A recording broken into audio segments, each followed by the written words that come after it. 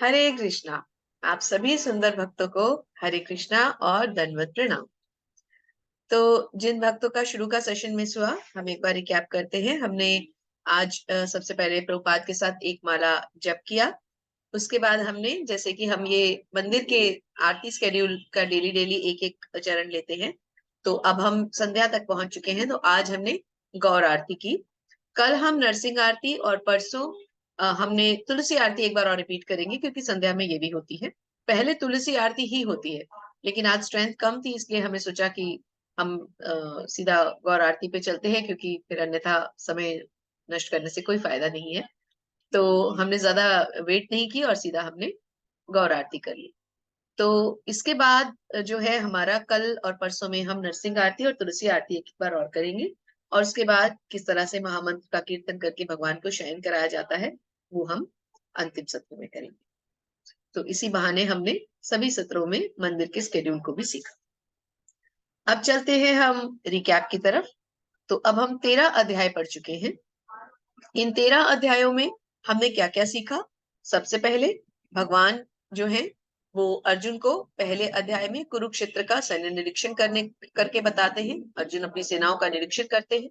उसके बाद दूसरे अध्याय गीता सार में भगवान भगवत गीता का सार देते हैं, सभी अध्यायों का थोड़ा थोड़ा ग्लिम्स देते हैं।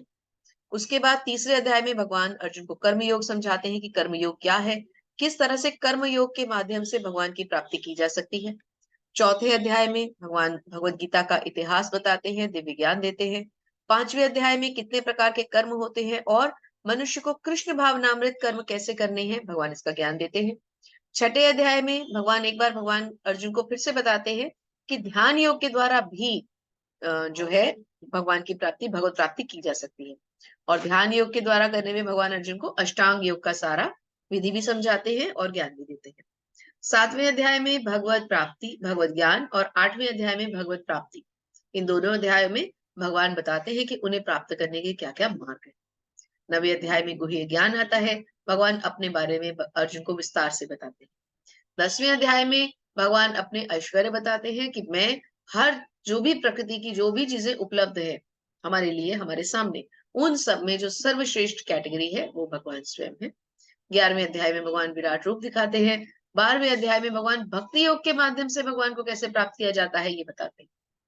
इसी बीच में 10वें अध्याय में चतुश्लोकी गीता भी आई, जो कि बहुत इंपॉर्टेंट है। 10.8, 9, 10, 11।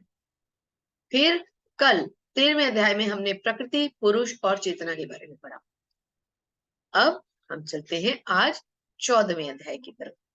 हरि बोल, हरे कृष्णा। आप सबका फिर से एक बार स्वागत है। तो 14वां अध्याय है प्रकृति के 3 गुण। जहां से हमने पढ़ना शुरू किया था, भगवत गीता शुरू ही हुई थी, दूसरे अध्याय से ही लगभग हम प्रकृति के 3 गुणों की बार बार कहीं ना कहीं इसका नाम आता ही है। और हम सब ये अब तक जान चुके हैं कि प्रकृति के ये 3 गुण कौन से हैं? सतोगुण, रजोगुण और तमोगुण। अब ये गुण क्या है, मनुष्य इससे कैसे बनता है, इसमें बनकर मनुष्य का क्या लाभ या हानि होती है, आइए इसको समझते हैं। तो अब आप में से जो भी पढ़ना चाहते हैं, कृपया वो अपने अपने हैंड रेस करें। ऐसा नहीं होना चाहिए कि आज कम लोग हैं तो आज हैंड रेस ना हो, आज कम है तो आज सभी हैंड रेस कर दें। सब मिलके पढ़ेंगे। चलिए शुरुआत करते हैं। 14वां अध्याय, पहला श्लोक। भगवान कहते हैं, श्री भगवान उवाच परम भूयः प्रवक्ष्यामि ज्ञानानां ज्ञानमुत्तमं यज्ञात्वा मुनयः सर्वे परां सिद्धिमितो गताः। भगवान ने कहा, अब मैं तुमसे समस्त ज्ञानों में सर्वश्रेष्ठ इस परम ज्ञान को पुनः कहूंगा, जिसे जान लेने पर समस्त मुनियों ने परम सिद्धि प्राप्त की है। अब भगवान कौन सा ज्ञान देने जा रहे हैं? पहले भगवान ने दिया गुह्य ज्ञान 9वें अध्याय में। अब भगवान देने जा रहे हैं गुह्य से भी एक स्टेप ऊपर, गुह्यतर, और फिर एंड में भगवान बताएंगे गुह्यतम ज्ञान। तो अब भगवान क्या बताने जा रहे हैं? भगवान कह रहे हैं, अब जो मैं तुम्हें ज्ञान दूंगा, इस ज्ञान ने परम मुनियों को भी सिद्धि प्राप्त करा दी है। ये इतना मेन, इतना मेजर पार्ट ज्ञान का भगवान अब बताने जा रहे हैं। हरे कृष्णा। सुजल प्रभु जी, पहले 3 पॉइंट्स पढ़े और चौथा बड़ा है, उससे पहले रुक जाए। हरे कृष्णा। हरे कृष्ण माता जी। हरे कृष्ण। सातवें अध्याय से लेकर 12वें अध्याय तक श्री कृष्ण परम सत्य भगवान के विषय में विस्तार से बताते हैं। अब भगवान स्वयं अर्जुन को और आगे ज्ञान दे रहे हैं। यदि कोई इस अध्याय को दार्शनिक चिंतन द्वारा भलीभांति समझ ले तो उसे भक्ति का ज्ञान हो जाएगा। 13वें अध्याय में ये स्पष्ट बताया जा चुका है कि विनय पूर्वक ज्ञान का विकास करते हुए भाव बंधन से छूटा जा सकता है। ये भी बताया है कि प्रकृति के तीन गुणों की संगति के फलस्वरूप ही जीव इस भौतिक जगत में बनता है। हरे कृष्णा। हरे कृष्ण प्रभु जी, धन्यवाद। तो क्या बताते हैं कि अब भगवान अर्जुन को जो ज्ञान देने जा रहे हैं, इस अध्याय को पढ़ने से जो दार्शनिक चिंतन द्वारा भी, इवन देखिए हर तरह का मनुष्य इस धराधाम पे है। हम भक्ति योग के द्वारा भगवान को प्राप्त करते हैं, लेकिन ऐसे भी तो बहुत से लोग हैं जिनके दार्शनिक तर्क होते हैं। तो अब जो ज्ञान भगवान देने जा रहे हैं, वो बड़े बड़े दार्शनिकों के भी तर्कों को काट देगा। भगवान ऐसा गुह्य ज्ञान, गुहितर ज्ञान देने जा रहे हैं। 13वें अध्याय में क्या बताया जा रहा है, एक बार देखते हैं श्लोक, इस तात्पर्य को फिर से। विनय पूर्वक ज्ञान का विकास करते हुए भव बंधन से छूटा जा सकता है। ये कौन सा ज्ञान है? ये वो ज्ञान है जिसको प्राप्त करने से जीव जो है वो भव बंधन से छूट जाता है। अर्थात 84 लाख योनियों में ना जाते हुए जीव अपने इस जिस जन्म में वो चल रहा होता है, इसको समाप्त करने के बाद सीधा भगवत धाम जाता है। जी प्रभु जी, आगे पढ़िए। अब इस अब इस अध्याय में भगवान स्वयं बताते हैं कि वे प्रकृति के तीन गुण कौन कौन से हैं, वे किस प्रकार क्रिया करते हैं, किस तरह बांधते हैं और किस प्रकार मोक्ष प्रदान करते हैं। इस अध्याय में जिस ज्ञान का प्रकाश किया गया है उसे अन्य पूर्व अध्याय में दिए गए ज्ञान से श्रेष्ठ बताया गया है। इस ज्ञान को प्राप्त करके अनेक मुनियों ने सिद्धि प्राप्त की और वैकुंठ लोक के भागी हुए। अब भगवान उसी ज्ञान को और अच्छे ढंग से बताने जा रहे हैं। ये ज्ञान अभी तक बताए गए समस्त ज्ञान योग से कहीं अधिक श्रेष्ठ है और इसे जान लेने पर अनेक लोगों को सिद्धि प्राप्त हुई है। अतः यह आशा की जाती है कि जो भी इस अध्याय को समझेगा उसे सिद्धि प्राप्त होगी। हरे कृष्ण माता जी। हरे कृष्ण प्रभु जी, धन्यवाद। तो क्या बता रहे हैं, अब इस अध्याय में भगवान स्वयं बता रहे हैं कि प्रकृति के गुण कौन कौन से। तो जो हम अब तक हम तो आगे की बात कर रहे थे ना, पहले से हम जान रहे थे इसलिए कह रहे थे, पर भगवान अब समझा रहे हैं और किस तरह से ये गुण जो है वो मनुष्य को बांध लेते हैं, जीव को इस संसार में बांध लेते हैं। और फिर इस ज्ञान को प्राप्त करने के बाद कैसे इससे छूट जाते हैं। तो भगवान ये भी बता रहे हैं कि क्या बांधता है, और भगवान ये भी बता रहे हैं कि कैसे इससे छूटना है। इस ज्ञान को प्राप्त करके मुनियों ने सिद्धि प्राप्त की और बैकुंठ लोक के भागे। तो यहाँ भगवान ने क्लियर कर दिया है कि इस ज्ञान को प्राप्त करने से जो जीव है वो अपनी इन जन्म मृत्यु के चक्र से छूटता हुआ भगवत धाम को प्राप्त कर सकता है। जी प्रभु जी, पढ़िए। हरे कृष्ण माता जी। इस ज्ञान में स्थिर होकर इस ज्ञान में स्थिर होकर मनुष्य मेरी जैसी दिव्य प्रकृति स्वभाव को प्राप्त कर सकता है। इस प्रकार स्थित हो जाने पर वह न तो सृष्टि के समय उत्पन्न होता है और न प्रलय के समय विचलित होता है। हरे कृष्णा। हरे कृष्ण, बिल्कुल। भगवान क्या बता रहे हैं, जब ये इस ज्ञान को तुम समझ लोगे, या जो भी समझ लेगा वो मेरे स्वभाव को प्राप्त करेगा। क्यों? क्योंकि वो भगवान की दिव्यता को समझ जाएगा। ऐसा नहीं है कि वो एकदम पाँव पाँव चलता हुआ भगवत धाम पहुंच जाएगा। भगवान के दिव्य स्वभाव को जानना भगवान की प्राप्ति के बराबर है। जो भगवान के दिव्य स्वभाव को समझ लेते हैं, जो भगवान की प्रकृति को समझ लेते हैं, जो ये मान लेते हैं कि भगवान ही आदि पुरुष परम पुरुषोत्तम भगवान श्री कृष्ण है, he is the supreme personality of God head. जब वो इस बात पर जीव विश्वास कर लेता है, तो फिर भगवत प्राप्ति के मार्ग खुल जाते हैं। तो भगवान क्या कहते हैं, ऐसा जीव, ऐसा मनुष्य वो स्थित हो जाता है। स्थित हो जाने का मतलब, ना तो फिर उत्पन्न होता है, ना प्रलय के साथ नष्ट होता है। तो मनुष्य तो ऐसा हो नहीं सकता। मनुष्य तो ऐसा नहीं हो सकता कि मनुष्य ना प्रलय के साथ नष्ट हो, ना सृष्टि के साथ उत्पन्न हो। मनुष्य में इतनी सामर्थ्य नहीं है। तो ऐसा क्या किसके लिए कह रहे हैं? क्योंकि जब जीव जो है वो वापस भगवान के धाम पहुंच जाता है, बैकुंठ लोक, तो उसको क्यों दोबारा जन्म लेना है और क्यों दोबारा प्रलय या किसी भी तरह से नष्ट होना है? तो यहाँ क्लियर इंडिकेशन भगवान ने दे दिया है कि मेरे इस ज्ञान को प्राप्त करने के बाद किसी का ना तो विनाश होगा, ना उसका दोबारा जन्म होगा। ठीक है, आगे चलते हैं। सर्वयोनिषु कौन्तेय मूर्तयः सम्भवान्ति या तान्सां ब्रह्म महद्योनिर अरहं बीज प्रदः पिता। भगवान क्या कह रहे हैं? मैं बीज प्रदाता पिता हूं। देखिए यहाँ पर चित्र में आप देख पा रहे हैं, ब्रह्मा जी बैठे हैं और भगवान सामने। ब्रह्मा जी भगवान की आराधना कर रहे हैं। तो जब ब्रह्मा जी स्वयं जिसके आगे हाथ जोड़े बैठे हैं, हम तो यही मानते थे कि ब्रह्मा विष्णु महेश ये तीन हैं। ब्रह्मा जी सृष्टि का जन्म देते हैं, विष्णु जी पालन करते हैं और महेश जी संहार करते हैं। यही सुनते आ रहे थे ना। लेकिन अब हमें समझ में आया कि ब्रह्मा जी भगवान के कहने पर, उनके आदेश का पालन करने के लिए इसकी रचना कर रहे हैं। असल रचयिता तो स्वयं भगवान है ना। तो हे कुंती पुत्र, तुम ये समझ लो कि समस्त प्रकार की जीव योनियां इस भौतिक प्रकृति में जन्म द्वारा संभव है और मैं उनका बीज प्रदाता पिता। यहाँ भगवान ने क्लियर कर दिया है कि जो भी इस प्रकृति में उत्पन्न है उसका बीज प्रदाता पिता, मतलब उसके बीज को प्रदात करने वाला पिता कौन है? मैं। तो क्या कहते हैं?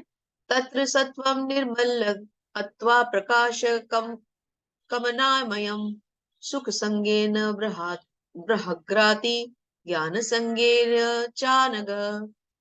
क्या कहते हैं? हे निष्पाप। निष्पाप क्यों कहा जा रहा है अर्जुन को? क्योंकि अर्जुन में कोई पाप नहीं। अर्जुन बहुत ही, जिसे कहते हैं, स्वच्छ प्रकृति का मनुष्य है। तो हे निष्पाप, सतोगुण अन्य गुणों की अपेक्षा। अब देखिए यहाँ पर नाम आने शुरू हो गए। पहला नाम आ गया सतोगुण। ध्यान से सुनिए, क्वालिटीज आएंगी। सतोगुण की क्या क्वालिटी है, रजोगुण की क्या क्वालिटी है, तमोगुण की क्या क्वालिटी। इस चैप्टर में इतनी अच्छी तरह भगवान समझा रहे हैं कि हम किसी को भी उसके गुणों या उसके लक्षणों के आधार पर पहचान लेंगे कि ये मनुष्य सतोगुणी है, रजोगुणी है या तमोगुणी। और हमें आत्मविश्लेषण भी करना है कि हम क्या है, और जिस भी गुण में है हमें उससे एक स्टेप ऊपर उठना है। तमो में है तो रजो में जाना है, रजो में है तो सतो में जाना है, और सतो में है तो शुद्ध सत्व में जाना है। ठीक है, जहां केवल और केवल कृष्ण भावना अमृत है ना। तो सतोगुण अन्य गुणों की अपेक्षा अधिक शुद्ध होने के कारण प्रकाश प्रदान करने वाला है। तो सतोगुण क्या है? प्रकाश प्रदान करने वाला। मनुष्य सारे पाप कर्मों से मुक्त रहता है। ऐसा मनुष्य जो सतोगुणी है वो पापों से मुक्त रहता है। जो लोग इस गुण में स्थित होते हैं वे सुख तथा ज्ञान के भाव से बच जाते हैं। तो जो इस योनि में इस गुण में जो स्थित होते हैं वो सुख और ज्ञान के प्रभाव के भाव से बच जाते हैं। वो सुखी रहते हैं, आत्मतुष्ट रहते हैं। उनको ज्यादा परेशानियां नहीं फील होती। परेशानियां तो उनको भी आती होंगी लेकिन फील नहीं होती। क्यों? क्योंकि उन्होंने परेशानियों पे विजय प्राप्त करना सीख लिया होता है। अब रजोगुण के बारे में बता रहे हैं। रजो रागात्मनम विद्धि तृष्णा संग समुद्भवम तन्निबध्राति कौन्तेय कर्म संगेन दहिनमम। पूजा माता जी पढ़िए। हरे कृष्ण माता जी। हरे कृष्ण। हे कुंती पुत्र, रजोगुण की उत्पत्ति असीम आकांक्षाओं तथा तृष्णाओं से होती है और इसी के कारण से यह देहधारी जीव सकाम कर्मों से बन जाता है। हरे कृष्ण। हरे कृष्ण। तो रजोगुण की उत्पत्ति कहाँ से बताई है? असीम आकांक्षाओं से। डिजायर, जिस मनुष्य में ज्यादा डिजायर्स होंगी, एग्रेशन होगा, ज्यादा चीजों को प्राप्त करने की इच्छा होगी और उसके लिए वो श्रम भी बहुत करेगा, बहुत परिश्रम करेगा, वो कौन से गुण में स्थित होगा? रजोगुण में। क्योंकि इसकी उत्पत्ति कहाँ से होती है? आकांक्षाओं और तृष्णाओं से। और इसी गुण के कारण, क्योंकि इस गुण में इच्छा शामिल है, तो इसी गुण के कारण मनुष्य किससे बनता है? सकाम कर्म से बन जाता है। जब इच्छा होगी तभी तो कर्म करेंगे। इच्छा प्राप्ति के लिए मनुष्य कर्म करना शुरू कर देता है ना। तो वो रजोगुण कहलाता है। अब किसके बारे में बताएंगे? तामसिक गुण के बारे में। तमस्तत्व ज्ञानजम विद्धि मोहनम सर्वदेहिनम प्रमादलस्य निद्राभे अस्त निबध्राति भारत। तो नाम से ही आप देखिए क्या क्या आ गई। तमस का मतलब तामसिक। अब क्या क्या आ रहा है? विद्धि मोहनम सर्वदेहिनम, प्रमाद, आलस्य, निद्रा। उस ऐसे इंसान के अंदर क्या होगा? आलस होगी, निद्रा होगा, है ना। पढ़िए माता जी। हरे कृष्ण माता जी। हे भरत पुत्र, तुम जान लो कि अज्ञान से उत्पन्न तमोगुण समस्त देहधारी जीवों का मोह है। इस गुण के प्रतिफल पागलपन, प्रमाद, आलस तथा निंदा है जो बद्ध जीव को बांधते। हरे कृष्ण माता जी। हरे कृष्ण। तो क्या क्या गुण बताए हैं? अब ये एक्चुअली तो अवगुण है, लेकिन हमें प्रकृति के गुणों के बारे में पढ़ना है, तो हम इसको यहाँ पे तामसिक व्यक्तियों के तमोगुण ही कहे, क्योंकि ये प्रकृति के गुण है। अब ये नहीं कह सकते कि ये गुण नहीं है, अवगुण है। तो है ये भी गुण, प्रकृति का दिया हुआ गुण है। क्या इसमें क्या क्या लक्षण बताए गए हैं? इस गुण के प्रतिफल पागलपन, प्रमाद, मतलब बिल्कुल पागल हो जाता है इंसान, आलस और नींद। और ये तीनों चीजें क्या करती हैं? मनुष्य को बांध देती है, बद्धजीव बन जाता है। सतोगुण की अभिव्यक्ति को तो तभी अनुभव किया जा सकता है जब शरीर के सारे द्वार ज्ञान के प्रकाश से प्रकाशित हो। सतोगुण को हम कब महसूस कर सकते हैं? जब हमारे शरीर में प्रकाश है, जब हमारा शरीर प्रकाशमान। अदरवाइज कैसे करेंगे अनुभव? अब देखिए यहाँ पर आपको कौन सा गुण दिख रहा है? यहाँ तो तमोगुण दिख रहा है ना, सारे तमोगुणी काम हो रहे हैं। किसी पराई स्त्री के साथ कोई उसको हर के लेके जा रहा है, कोई किसी का धन लूट रहा है, तो ये क्या है? तमोगुण के लक्षण है ना। पढ़िए माता जी। हरे कृष्ण माता जी। हे भरतवंशियों, मैं प्रमुख जब रजोगुण में वृद्धि हो जाती है तो अत्यधिक आसक्ति, सकाम कर्म, गहन उद्यम तथा अनियंत्रित इच्छा एवं लालसा के लक्षण प्रकट होती है। हरे कृष्ण माता जी। हरे कृष्ण माता जी। तो रजोगुण में जब ज्यादा वृद्धि हो जाती है, मतलब जब मनुष्य के अंदर रजोगुण ज्यादा बढ़ जाता है, तो क्या होता है? अत्यधिक आसक्ति, बहुत ज्यादा आसक्ति हो जाती है। वो आसक्ति धन में हो सकती है, पुत्र में हो सकती है, पुत्री में हो सकती है, पति में हो सकती है, प्रेमी प्रेमिका में हो सकती है, मतलब आसक्ति बढ़ जाती है। और सकाम कर्म, किसी कर्म को क्यों करना है? उसके पीछे कोई इच्छा रख के करना है, कोई लक्ष्य साध कर करना है। गहन उद्यम और अनियंत्रित इच्छा, इतनी अनलिमिटेड इच्छाएं बढ़ जाती हैं कि बस इच्छा ही इच्छा दिमाग पे जोर चढ़ जाती है। तो इसका मतलब हम किसके प्रभाव में हैं? रजोगुण के प्रभाव में। तो हमें सेल्फ एनालिसिस भी करना है कि हम किस गुण में चल रहे हैं। तमोगुण में जब वृद्धि होती है तो क्या होता है? हे कुरुपुत्र, अंधेरा, जड़ता, प्रमत्तता, मोह। तो हमने क्या क्या पढ़े? फिर से एक बार रिवाइज करते हैं। सत्वगुण में जब वृद्धि होती है तो सारा शरीर, मनुष्य का सारा शरीर प्रकाशमान हो जाता है। ये एक्चुअली तमोगुण की स्लाइड है, स्लाइड इस पे आई हुई है, पिक्चर जो है। इसके बराबर में रजोगुण के लिए लिखा है। अब रजोगुण इसलिए लिखा है क्योंकि यहाँ ये मनुष्य जो है ये क्या कर रहा है? धन को वो कर रहा है ना, धन से आसक्ति। उसके ऊपर वाले बंदे की किसमें है? किसी स्त्री में आसक्ति, इसलिए इसको रजोगुण के सामने रखा गया। Uncontrollable desires, great attachment, desire, हर चीज में इच्छा। और तीसरा क्या है? तमोगुण में वृद्धि होने से क्या होता है? अंधेरा, जड़ता, प्रमदत्ता, मतलब पागलपन। जब कोई सतुगुण, अब देखिए ये तो थे हमारे गुणों के लक्षण। अब क्या बता रहे हैं? इन गुणों का धारण किया हुआ मनुष्य अगर मृत्यु को प्राप्त हो तो उसकी गति क्या होती है। देखिए ध्यान से समझते हैं। जब कोई सतोगुण में मरता है तो वह शुद्ध उच्च ग्रहों की ओर जाता है। सतोगुण में मृत्यु से क्या होगा? उच्च ग्रह प्राप्त होंगे। जब कोई रजोगुण में मरता है तो वह सकाम कर्मियों के बीच जन्म ग्रहण करता है ना। और तमोगुण में यदि कोई मरता है तो पशु योनि में। तो तीन तरह क्या हो गई? मृत्यु। सतोगुणी की मृत्यु के बाद क्या होगा? उच्च ग्रहों की प्राप्ति। रजोगुणी की मृत्यु के बाद क्या होगा? सकाम कर्मियों के बीच जन्म लेना, नॉर्मल सकाम कर्मियों के बीच में जन्म, फिर वही डिजायर में फंस जाएगा। और तमोगुण में यदि कोई मृत्यु को प्राप्त करता है तो पशु योनि, नेक्स्ट बर्थ में, है ना, ये अगले जन्म की बात। चलिए श्लोक पढ़ते हैं। कर्मणः सुकृतस्याहु सात्विकं निर्मलं फलं, रजस्तु फलं दुःखम, ज्ञानम तमसः फलम। तो कौन पढ़ेंगे? कविता माता जी। हरे कृष्णा, दंडवत प्रणाम, पढ़िए। हरे कृष्ण माता जी, दंड प्रणाम। हरे कृष्ण। पुण्य कर्म का फल शुद्ध होता है और सात्विक कहलाता है, लेकिन रजोगुण में संपन्न कर्म का फल दुख होता है और तमोगुण में किए गए कर्म मूर्खता में प्रतिफलित होते हैं। हरे कृष्ण। हरे कृष्ण। तो पहले हमने क्या पढ़ा कि सतोगुण, रजोगुण और तमोगुण के लक्षण क्या हैं। फिर हमने क्या पढ़ा कि इनमें अगर मृत्यु हो जाए तो क्या होता है। अब क्या पढ़ेंगे, इन तीनों गुणों में स्थित व्यक्ति के कर्मों के फल। तो सतोगुण में जो कर्म किए जाते हैं उसके क्या फल मिलेंगे, रजो में जो किए जाते हैं उसके क्या फल मिलेंगे, और तमो में जो किए जाते हैं उसके क्या फल मिलेंगे। समझते हैं। पुण्य कर्म का फल शुद्ध होता है और सात्विक कहलाता है। तो सतोगुण में जो कर्म किए जाएंगे वो सात्विक कर्म होंगे। रजोगुण में जो कर्म कर्म किया जाएगा उसका फल दुख होगा। क्यों, पता। अब इसको पीछे चलते हैं। दुख क्यों होगा, क्योंकि रजोगुण में क्या है, आसक्ति, इच्छा। तो इच्छा और आसक्ति तो दुख में ही डालेगी। हम इच्छा करेंगे, इच्छा पूर्ण नहीं होगी, दुख होगा। हम किसी के प्रति बहुत ज्यादा आसक्त हैं, लेकिन वहां से हमारा हृदय टूट गया, तो क्या होगा, दुख होगा, है ना। तमोगुण में जो किया जाएगा वो मूर्खता होगी। क्यों, क्योंकि तमोगुण में काम कौन से होंगे, जिसमें हमें पागलपन है, जुनून है किसी चीज का, अननेसेसरली हमें जुनून है, या निद्रा में, नींद के चलते हमने कोई काम कर दिया, आलस में कोई काम कर दिया। तो इससे क्या होगा, इससे जो फल मिलेंगे वो मूर्खता भरे फल मिलेंगे। सतोगुण से वास्तविक ज्ञान उत्पन्न होता है, रजोगुण से लोभ और तमोगुण से अज्ञान। अब इन तीनों से क्या चीजें मिलती हैं, सतोगुण से क्या मिला, सतोगुण से ज्ञान मिला। रजोगुण से क्या मिला, क्योंकि आसक्ति है ना वहां, तो क्या मिला, लोभ। आसक्ति से क्या होगा, लोभ ही तो उत्पन्न होगा।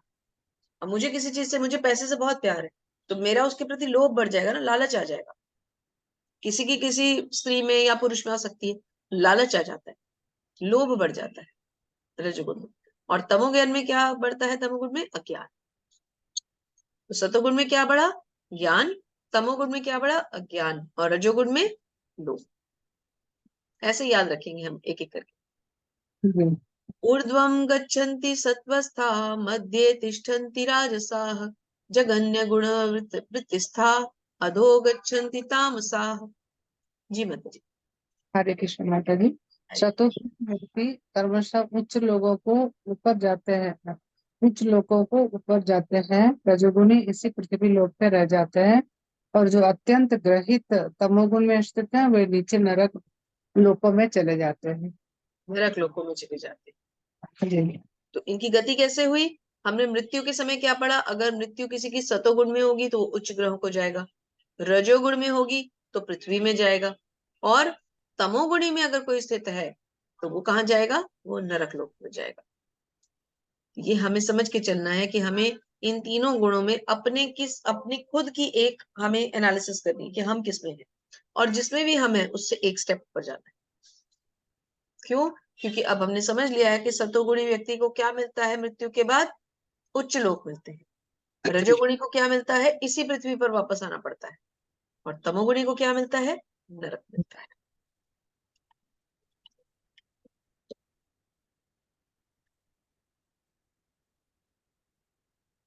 देखिए यही दिखाया गया है, अलग अलग लोक दिखाए गए हैं। क्यों, क्योंकि यही बताया जा रहा है कि कौन किस लोक में रह सकता है।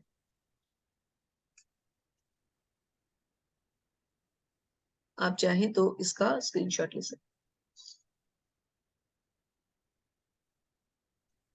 हैं। इसको आप चार्ट को थोड़ा सा समझ भी सकते हैं। देखिए पहले सब हम इस स्फीयर को समझते हैं। ये जो बहुत बड़ा चक्र दिखाया गया है, गोला दिखाया गया है, ये हमारा ब्रह्मांड है। ठीक है, इसमें अनलिमिटेड मटेरियल यूनिवर्सेस है, मतलब ये भगवान, ये तो भगवान की सृष्टि में ऐसे कई ब्रह्मांड है, अनेकों ब्रह्मांड भगवान के जो है रोम छिद्रों से निकलते हैं। तो सबसे पहले इसमें कौन एंटर होते हैं, हर ब्रह्मांड के अंदर एक गर्भोदक्षाई विष्णु एंटर होते हैं। फिर उसके जितने भी जीव होते हैं उस ब्रह्मांड में, उन सब जीवों में कौन जाते हैं, क्षीरोदक्षाई विष्णु, है ना। अब देखिए हर ब्रह्मांड में देखिए ऊपर एक शिव दिखाए गए हैं, एक विष्णु दिखाए गए हैं, दुर्गा देवी दिखाई गई हैं, क्योंकि दुर्गा देवी भी भगवान की ही शक्ति, मेटीरियल शक्ति है वो, लेकिन भगवान की शक्ति। उसके बाद ये सारे के सारे लोक दिखाए गए हैं। कैसे, ये भूलोक सेंटर में है, और इससे ऊपर कितने होते हैं, 7, टोटल 14 लोक होते हैं। तो 6 लोग इससे ऊपर होते हैं और 7 इसके नीचे भी होते हैं, ऐसे करके टोटल 14 होते हैं। भूलोक जो है वो सेंटर वाला होता है। आप इनके नाम पढ़ सकते हैं और इनको आप स्क्रीनशॉट खींच के रख सकते हैं। पढ़िए माता जी। जब हरे कृष्ण माता जी, जब वो अच्छी तरह जान लेता है कि समस्त कार्यों में प्रकृति के तीनों गुणों के अतिरिक्त अन्य कोई करता नहीं है, और जब वह परमेश्वर को जान लेता है तो वह इन तीनों गुणों से परे है, तो वह मेरे दिव्य स्वभाव को प्राप्त होता है। हरे कृष्ण। हरे कृष्ण। तो जब कोई अच्छी तरह जान लेता है कि समस्त कार्यों में प्रकृति के तीनों गुणों के अतिरिक्त कोई कुछ नहीं करता, जो भी कुछ कर रहा है वो तो प्रकृति के 3 गुण कर रहे हैं, क्योंकि जीव क्या है, जीव तो उन्हीं गुणों से प्रभावित है। भाई हम या तो रजोगुण में काम करेंगे, या तो सतो में करेंगे, या तो तमो में करेंगे, तो हम स्वयं, हमारे ऊपर तो वो डोमिनेट कर रहे हैं ना। तो जीव क्या कर रहा है? जीव कुछ नहीं कर रहा, जो भी कर रहा है प्रकृति के 3 गुण कर रहे हैं। जो इन तीनों गुणों से परे है वो मेरे दिव्य स्वभाव को प्राप्त होता है। अब जो इन गुणों में नहीं फंसेगा वो तो कोई बहुत पहुंचा हुआ ऋषि, मतलब भक्त होगा ना, सॉरी नॉट ऋषि, भक्त होगा। क्योंकि भक्त को तो असर पड़ता नहीं, भक्त के अंदर ना तो तमोगुण है, ना तो उसमें आलस है, ना निद्रा है, ना उसमें एग्रेशन है या डिजायर है। तो वो क्या हुआ? वो तो शुद्ध सत्व में होता है, और शुद्ध सत्व में होने के कारण वो दिव्यता को प्राप्त करता है, भगवान के स्वभाव को जान जाता है। यही भगवान समझा रहे हैं कि जो इस गुण से परे है वो फिर मेरे दिव्य स्वभाव को प्राप्त होता है। चलिए एक और पढ़ लीजिए मतलब। हरे कृष्ण। देहधारी जीव भौतिक शरीर से संबद्ध इन तीनों गुणों को लांघने में समर्थ होता है, तो वह जन्म, मृत्यु, बुढ़ापा तथा अनेक कष्टों से मुक्त हो जाता है, हो सकता है, और इसी जीवन में अमृत का भोग कर सकता है। हरे कृष्ण। हरे कृष्ण। तो जब जो देवधारी जीव होता है, भौतिक शरीर से संबंध इन तीनों गुणों को लांघने में समर्थ होता है, तो जब वह जन्म, मृत्यु और बुढ़ापे के अनेक कष्टों से मुक्त हो सकता है, तो फिर इस जीवन में अमृत का भोग कर सकता है। कैसे? मनुष्य का सबसे बड़ा कष्ट क्या है? हम 4 कष्टों से निकलते हैं, जन्म, मृत्यु, जरा, व्याधि। अब जन्म के समय कितना कष्ट होता है हमें भूल जाता है, क्योंकि हम तब इतने छोटे होते हैं, हमें याद नहीं रहता। अलबत्ता जन्म के बारे में जब हम भागवतम में पढ़ते हैं तो जन्म बहुत कष्टकारी होता है। शिशु को बहुत तकलीफों से गुजरना पड़ता है जब उसका जन्म होता है ना। फिर उसके बाद क्या होता है? मृत्यु, बुढ़ापा और बीमारी। अब बुढ़ापा और बीमारी तो बाय वन गेट वन है, बुढ़ापा आएगा बीमारी साथ लाएगा। और मृत्यु का कष्ट तो सोचिए, जिस कष्ट के बाद फिर मृत्यु ही हो जाती है, मनुष्य बच ही नहीं पाता, वो कितना कितना भयानक कष्ट है। सोच के देखने में ही डर लगता है कि मृत्यु कितनी भयानक होगी, जिससे इंसान के प्राण ही निकल जाते हैं, कितनी तकलीफ होती होगी। तो इन चारों तकलीफों से कौन बच जाता है? भगवान की भक्ति। क्योंकि जो भक्त होता है, जो भगवान का शुद्ध भक्त होता है, उसको ये गुण टच भी नहीं कर पाते, वो इन तीनों गुणों से ऊपर होता है। तो वो फिर इसी जन्म में, इसी जीवन में अमृत भोगता है। पूजा माता जी करिए। हरे कृष्णा माता जी। हरे कृष्ण। अर्जुन ने पूछा, हे भगवान, जो इन तीनों गुणों से परे है वह किन लक्षणों के द्वारा जाना जाता है, उसका आचरण कैसा होता है, और वह प्रकृति के गुणों को किस प्रकार लांघता है। हरे कृष्णा माता जी। हरे कृष्ण। तो क्या कहते हैं? इन तीनों गुणों से परे। कौन है इन तीनों गुणों से परे? अब हम क्या समझ पा रहे हैं? भक्त है इन तीनों गुणों से परे। तो अब अर्जुन क्या पूछ रहे हैं कि उसका आचरण कैसा होता है? भगवान किसका अब आचरण बताएंगे? भक्त का आचरण बताएंगे। और वह प्रकृति के गुणों को किस प्रकार लांघता है। तो जो भगवान का शुद्ध भक्त होता है, जैसे कि हमारे गुरुदेव श्री प्रभुपाद है, वो प्रकृति के गुणों में बंध ही नहीं सकते, क्योंकि वो बहुत एलिवेटेड है, बहुत उठ चुके हैं वो, है ना। चलिए पढ़िए माता जी। हरे कृष्णा माता जी। भगवान ने कहा, हे पांडुपुत्र, जो प्रकाश, आसक्ति तथा मोह के उपस्थित होने पर न तो उनसे घृणा करता है और न लुप्त हो जाने पर उनकी इच्छा करता है, जो भौतिक गुणों की इन समस्त प्रक्रियाओं से निश्चल तथा अविचलित रहता है, और यह जानकर कि केवल गुण क्रियाशील है, उदासीन तथा दिव्य बना रहता है, जो अपने आप में स्थित है और सुख तथा दुखों को एक समान मानता है, जो मिट्टी के ढेले, पत्थर एवं स्वर्ण के टुकड़े को समान दृष्टि से देखता है, जो अनुकूल तथा प्रतिकूल के प्रति समान बना रहता है, जो धीर है और प्रशंसा तथा बुराई, मान तथा अपमान में समान भाव से रहता है, जो शत्रु तथा मित्र के साथ समान व्यवहार करता है, और जिसने सारे भौतिक कार्यों का परित्याग कर दिया है। ऐसे व्यक्ति को प्रकृति के गुणों से अतीत कहते हैं। हरे कृष्णा माता जी। हरे कृष्ण माता। तो भगवान क्या कह रहे हैं पांडुपुत्र अर्जुन को? अब देखिए सारे के सारे लक्षण एक एक करके हमने पढ़ लिए। क्या? प्रकाश, मतलब सत्वगुण के हमने के अंतर्गत हमने प्रकाश समझा, जिसके अंदर जिसकी आत्मा, जिसके जीवन में प्रकाश रहता है, जिसके हृदय में प्रकाश रहता है। आसक्ति और मोह के उपस्थित होने पर भी उनसे घृणा करता है, सॉरी, नहीं करता है। आसक्ति और मोह के होते हुए भी उनसे घृणा नहीं करता। न लुप्त हो जाने पर उसकी इच्छा करता है, अगर नहीं कुछ मिला तो उसकी इच्छा भी नहीं है। भौतिक गुणों की इन समस्त प्रक्रियाओं से निश्चल और अविचलित रहता है, मतलब विचलित नहीं होता, किसी भी परिस्थिति में वो स्थित रहता है। हम कितनी जल्दी विचलित हो जाते हैं परिस्थितियों से। केवल गुण क्रियाशील है, जिसको मालूम है कि गुण क्रियाशील है, मैं नहीं, मैं कुछ नहीं कर रहा, जो भी कर रहे हैं प्रकृति के 3 गुण कर। कभी हम पे देखिए, इसको ऐसे समझिए, कभी हमारे ऊपर सतोगुण डोमिनेट करता है, कभी रजोगुण करता है, कभी तमोगुण करता है। कैसे पता चलता है? कभी कभी हम बहुत अच्छे मूड में होते हैं, सबसे मधुर बोलते हैं, सारे काम करते हैं टाइम से, तो ये हमारा बढ़ते हैं, पढ़ना बहुत बड़ा गुण है, सतोगुण है ना। तो इस समय जब जब ये लक्षण होते हैं, तो इसका मतलब सतोगुण हम पे डोमिनेट कर रहा है। इसके अतिरिक्त क्या होता है, कभी कभी हम बहुत ज्यादा एग्रेसिव हो जाते हैं, हमें बहुत ज्यादा इच्छाएं आने लग जाती हैं, ये मिल जाए, वो मिल जाए, ये हो जाए, वो हो जाए, तो हमारे ऊपर रजोगुण डोमिनेट कर रहा होता है। और कभी कभी हम बिल्कुल पागल हो जाते हैं, चाहे गुस्से में पागल हो जाए, किसी प्रेमवश कोई पागल हो जाए, मतलब बिल्कुल पागलपन।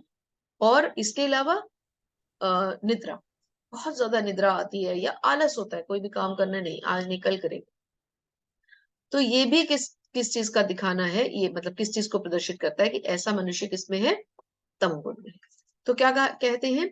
जो अपने आप में, सॉरी, यहाँ पढ़ते हैं हम, ये जानकर केवल गुण क्रियाशील है। तो मनुष्य को ये समझ कर चलना चाहिए कि मैं नहीं कर रहा हूँ, जो भी कर रहे हैं प्रकृति के 3 गुण कर रहे हैं, इसीलिए कभी वो डोमिनेट कर रहा है, कभी वो कर रहा है, कभी वो। जो ये जान जाता है वो इसके प्रति उदासीन रहता है, मतलब वो इस तथ्य से फिर कटा रहता है और दिव्य बना रहता है और अपने आप में स्थिर बना रहता है। जो सुख दुख को एक समान मानता है, मिट्टी के ढेले, पत्थर और स्वर्ण के टुकड़े को एक जैसा देखता है। कोई देखेगा मिट्टी और सोने को एक जैसा देखेगा? नहीं। सड़क पे मिट्टी का टुकड़ा पड़ा होगा, हम उठा के साइड में तो नहीं करेंगे, सोने का टुकड़ा होगा तो एक बार जरूर पलट के देखेंगे, है ना। जो अनुकूल और प्रतिकूल में समान बना रहता है, मतलब जिसकी दृष्टि चेंज नहीं होती, चाहे परिस्थिति अच्छी हो या बुरी, वो एक ही जैसा रहता है। मान अपमान में समान भाव से रहता है। अब किसी ने मेरी इंसल्ट कर दी तो मुझे गुस्सा आ रहा है, नहीं। सत्व गुण वाले या शुद्ध सत्व वाले भक्त को ऐसा नहीं होता, और जिसने सभी भौतिक कार्यों का परित्याग किया।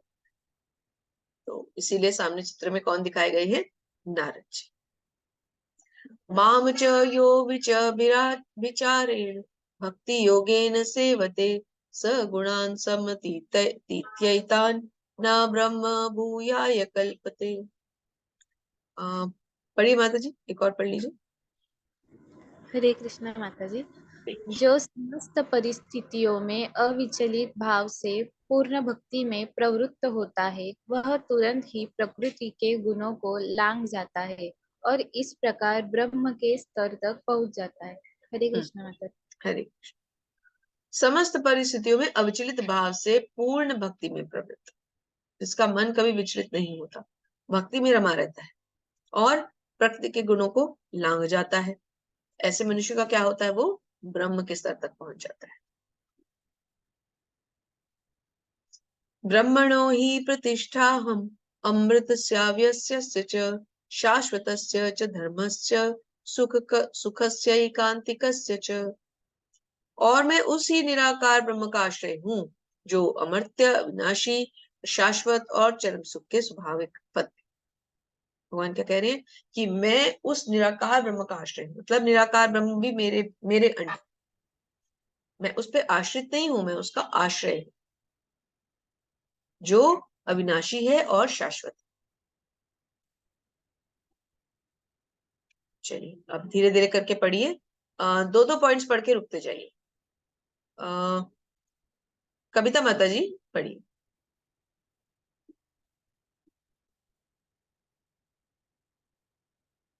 कविता माता जी पढ़िए। हरे कृष्ण माता जी।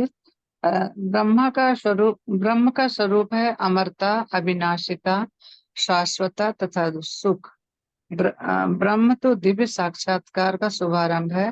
परमात्मा इस दिव्य साक्षात्कार की मध्य या द्वितीय द्वितीय अवस्था है और भगवान परम सत्य के परम साक्षात्कार है। जीव यद्यपि स्वभाव से ब्रह्म होता है, लेकिन उसमें भौतिक जगत पर प्रभुत्व जताने की इच्छा रहती है, जिसके कारण वह नीचे गिरता है। अपनी स्वाभाविक स्थिति में जीव तीनों गुणों से परे होता है, लेकिन प्रकृति के संसर्ग से वह अपने को तीनों गुणों सतो रजो तथा तमोगुण में बांध लेता है। इन्हीं तीनों गुणों के संसर्ग के कारण उसमें भौतिक जगत पर प्रभुत्व जताने की इच्छा होती है।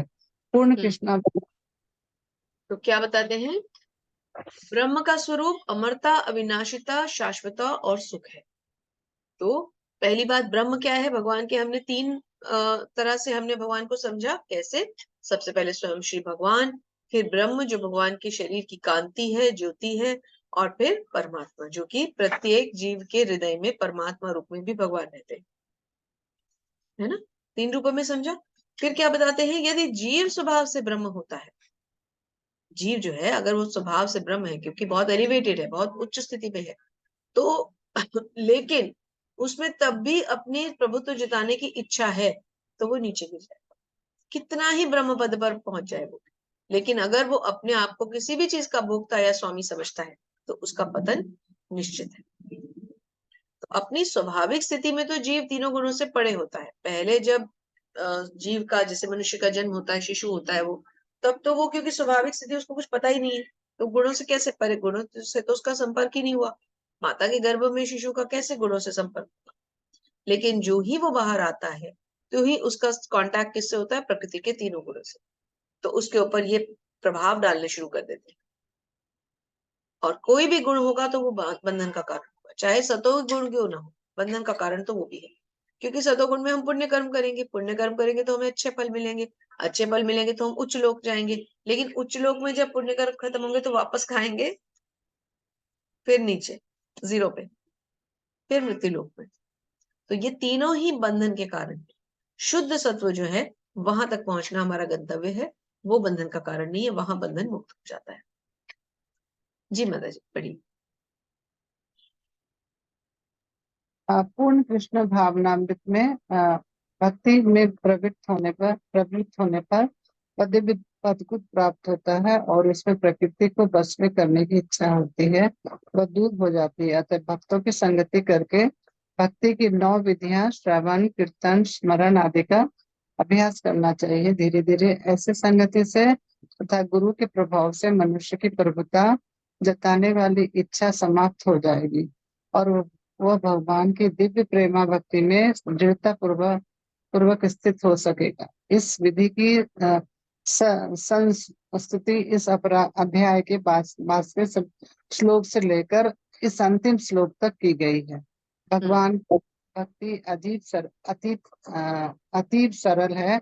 मनुष्य को चाहिए कि भगवान की सेवा में लगे, श्री विग्रह को अर्पित भोजन का उच्छिष्ट खाए, भगवान के चरण कमलों पर चढ़ाए गए पुष्पों की सुगंध सूंघे, भगवान की लीला स्थलों का दर्शन करे, भगवान के विभिन्न कार्यकलापों और अन्य भक्तों के साथ साथ प्रेम विनिमय के बारे में पढ़े। सदा हरे कृष्ण हरे कृष्ण कृष्ण कृष्ण हरे हरे, हरे राम राम राम हरे हरे, इस महामंत्र की दिव्य ध्वनि का कीर्तन करें और भगवान तथा उनके भक्तों के आविर्भाव तथा निरोधानों का मनाने वाले दिनों में उपवास करें।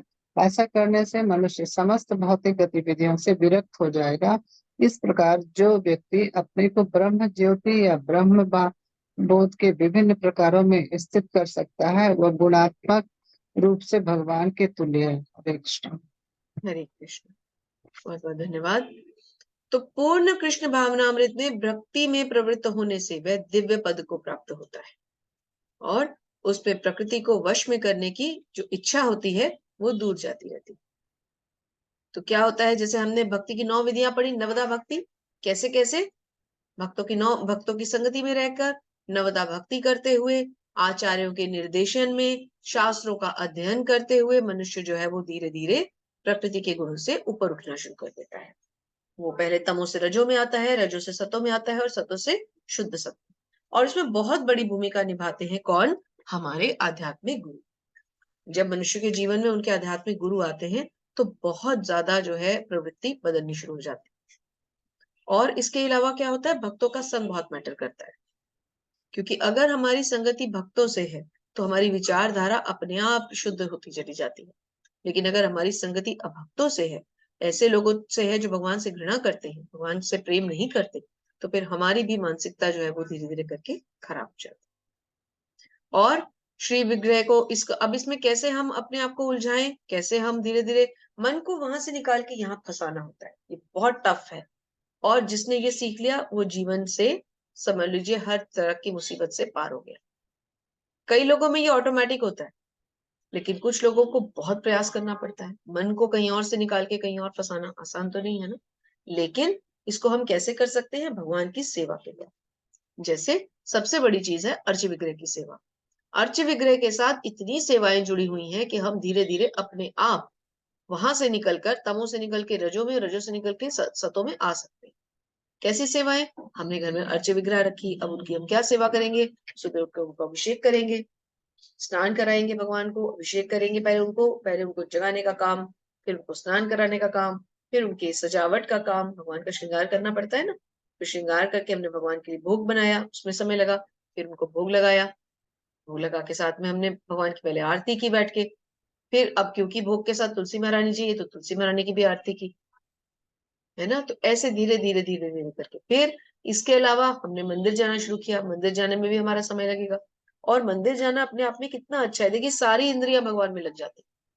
भाई पैरों से आप चल के मंदिर जाते हैं, हाथों से आप मंदिर मार्जन कर सकते हैं, मंदिर की वहां सफाई कर सकते हैं, सेवा ले सकते हैं, भगवान के फूलों की माला की सेवा मिल जाती है, वह माला बनाइए बैठ के, और दिया जलाइए, भगवान को दिया अर्पण कीजिए, है ना। तो इस तरह से मंदिर से जुड़ी चपाती सेवा मिल जाती है, माताएं जो होती हैं वो बैठ के चपाती बेल लेती हैं। तो आप मंदिर में कोई भी सेवा ले सकते हैं।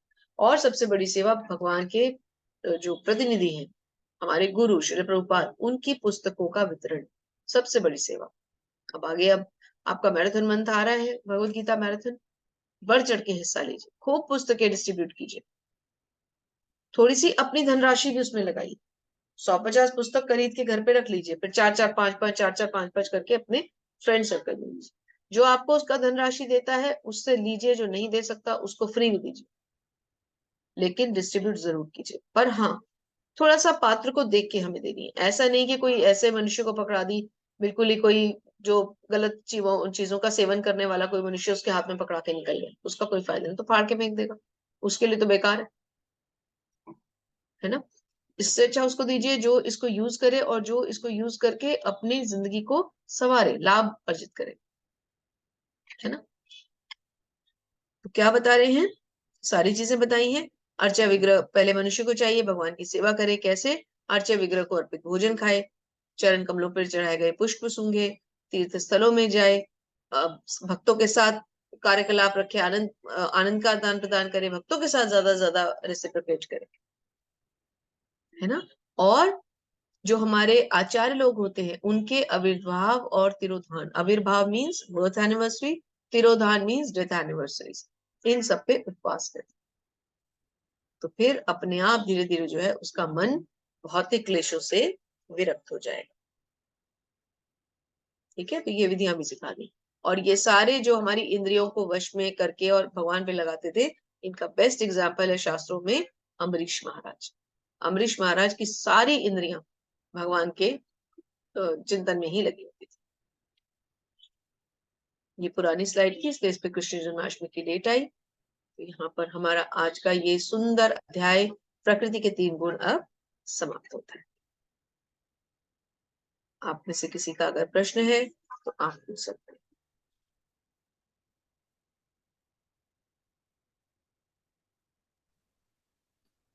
हरे कृष्ण माता जी। हरे कृष्ण प्रभु जी। माता जी एक बार फिर से सतोगुण रजोगुण और तमोगुण रिपीट कर दीजिए ना। रिकैप करना है। हाँ माता जी, ये तीनों गुण। हाँ श्योर। 1 मिनट, मेरा थोड़ा सा वो पावर बैटरी 1 मिनट ओवर हो रही है, 1 सेकेंड। मैं तब तक साथ साथ आपको वैसे बोलती रहती हूँ, आपको सुनाई तो देगी आवाज।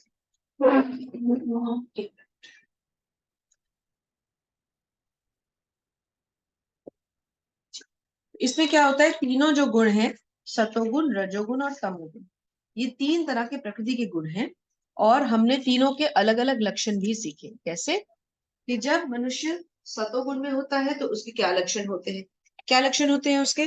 वो हमेशा प्रसन्नचित्त रहता है और भगवान से जुड़ी हुई बातें करता है और अच्छे काम करता है, पुण्य करने की कोशिश करता है।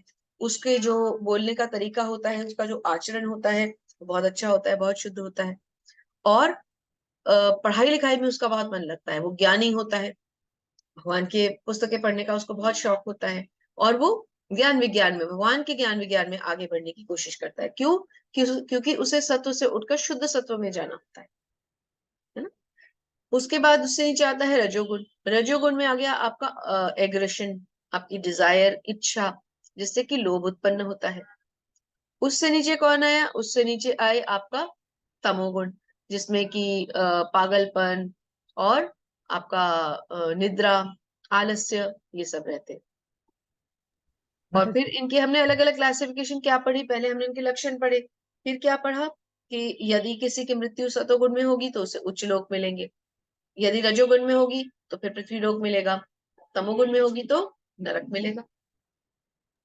माता जी क्या सतोगुण में कोई भी इच्छा नहीं होगी? किसमें? शुद्ध सतोगुण में? सतोगुण में नहीं, हाँ माता जी से। नहीं, शुद्ध सत्व तो फिर आपका हो गया ना, मतलब भगवान का शुद्ध भक्त हो गया।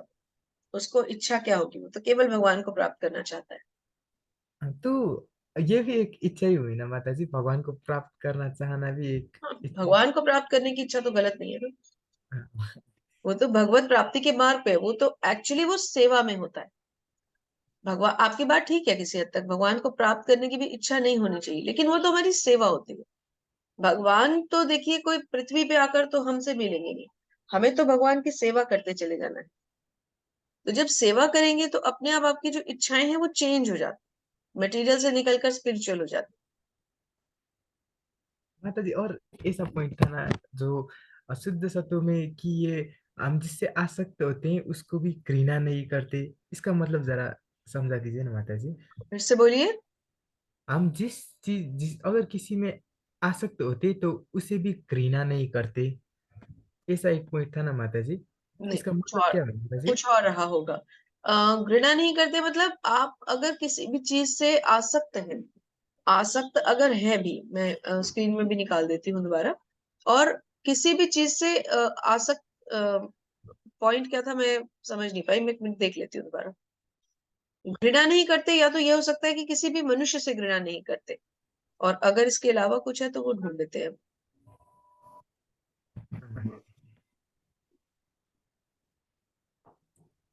बहुत पीछे पीछे था माता जी। इसके पीछे हाँ थोड़े पीछे ही था लास्ट लास्ट।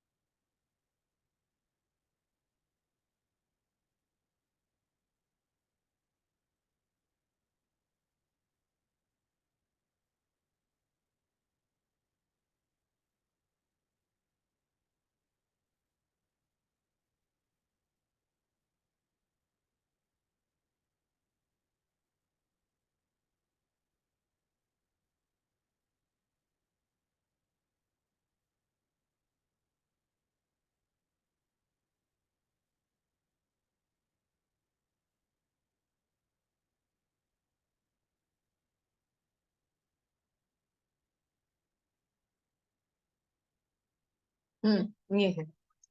हे पांडुपुत्र, जो प्रकाश आसक्ति और मोह के उपस्थित होने पर ना तो उससे घृणा करता है और ना लुप्त हो जाने पर इच्छा करता है। तो कहने का मतलब क्या हुआ कि अगर हमारे पास कोई चीज है और हमें उस चीज से कोई परेशानी भी हो रही है, तब भी हमें उस चीज से घृणा नहीं। दूसरी तरफ अगर हमारे पास कोई चीज नहीं है और हमें उसकी बहुत जरूरत है और उसके नाम और वो चीज हमें नहीं मिल पा रही, तो भी उसके लिए हम छटपटा नहीं रहे। मतलब ना किसी चीज के होने से हमें बहुत ज्यादा जो है हम खुश हो रहे हैं, और ना उसके ना होने से हम बहुत ज्यादा शोक व्यक्त कर रहे हैं। मतलब संभाव सेटिस्फैक्शन ना माता जी। सेटिस्फैक्टरी लेवल रहता है, सेटिस्फैक्शन का लेवल बहुत ऊंचा रहता है, और संभाव दृष्टि रहती है। एक जैसा रहना है, न्यूट्रल रहना है, विचलित नहीं होना। हाँ माता जी, बहुत बहुत धन्यवाद आपका। हरे कृष्णा। हरे कृष्णा। आप सभी का बहुत बहुत धन्यवाद। वाञ्छाकल्पतरुभ्यश्च कृपा सिन्धुभ्य एव च पतितानां पावनेभ्यो वैष्णवेभ्यो नमो नमः। अनंत कोटि वैष्णव वृंद की जय। श्रील प्रभुपाद महाराज की जय। आप सभी सुंदर भक्तों की जय। हरे कृष्णा। पवन प्रभु जी, बहुत बहुत धन्यवाद आपका।